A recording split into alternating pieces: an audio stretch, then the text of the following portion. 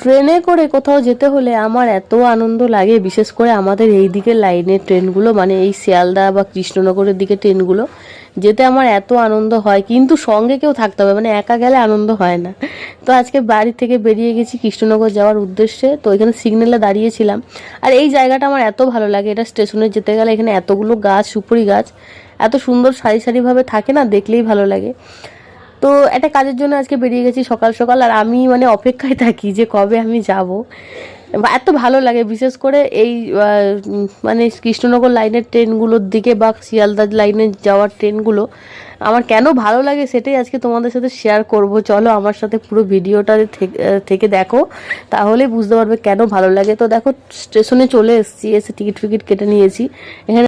আর আমরা ট্রেনের জন্য অপেক্ষা করছিলাম। আর এখানে আমার সঙ্গে রয়েছে আমার এটিএম, মানে যেটাকে আমি আজকে ভাঙবো সারাদিন ধরে।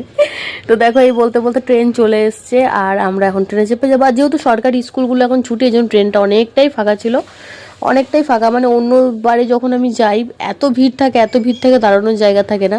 তারপর বসে পড়েছি আর কি, আমি 4 নম্বর সিটে, মানে বোঝো কেমনভাবে বসেছি। এবার ট্রেনে ওঠা মাত্রই আমার শুরু হয়ে গেছে।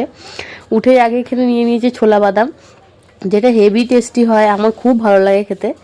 তো কি ভালো লাগে না, সবই ভালো লাগে। তো ছোলা বাদাম দিয়ে শুরু করেছি, ছোলা বাদামই খেয়েছি। এবারে দেখো কৃষ্ণনগর নেমে গেছি। এখানে এত ভিড়, মানে দুটো ট্রেন একসঙ্গে ঢুকেছে প্ল্যাটফর্মে। তো প্রচুর ভিড়, প্রচুর ভিড়। আর এত আজকে রোদ গরম, ভালো লাগছিল না কিছু। তারপরে এখানে কাজ যেটা ছিল সেটা মিশিয়ে নিয়ে গেলাম স্টেশনে। তো এবার কিছু খেতে হবে। কৃষ্ণনগরের স্পেশাল ডিম পরোটা, মানে এসব দিয়েছে তরকারি, ডিম পরোটা। এই যে এটার দাম হচ্ছে 20 টাকা। যখনই আসি কৃষ্ণনগর তখনই এটা খাই। এই কাকু নতুন করেছে, এই কাকুর কাছে আজকে নতুন খাচ্ছি। ভালো করেছে,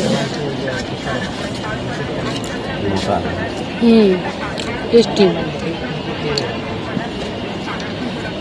তো এবার দেখো আমার বদমাইশি শুরু। এবারে ট্রেনে পেয়ারা উঠতেই বলেছি পেয়ারা খাবো, তার জন্য দুটো পেয়ারা নিয়েছি। আর এখানে কি বলছিলাম যেন, ও আমার হাতে ব্যথা, খেতে পাচ্ছি না, এটাই বলছিলাম আমার বরকে।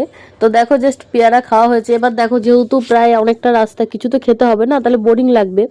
এরপর আমি বলেছি এই পাঁপড়টা খাবো। তো আমার বর তখন মানে হকারকে বলছে কি, বাচ্চাদের মতন ট্রেনে উঠলে সব কিছু খেতে চায়, যা উঠবে তাই খাবে ট্রেনে, বাচ্চাদের মতন।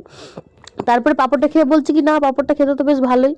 এই ট্রেনে এই সাবুর পাঁপড় কে কে খাওয়া বলো তো, একটু কমেন্ট করে জানিও। আর তারপরে চলে এসেছিলো আমাদের সিদ্ধ ছোলা, যেটা আমি কাঁচা লঙ্কা না, এটা একটু মানে সামান্য মানে ভাপানো ছিল লঙ্কাটা। এই লঙ্কা দিয়ে খাচ্ছিলাম, খুব ভালো লাগছিল, বেশ বেশি করে লেবুর রস দিয়ে আর ঝাল ঝাল করে। তো এটা খেয়ে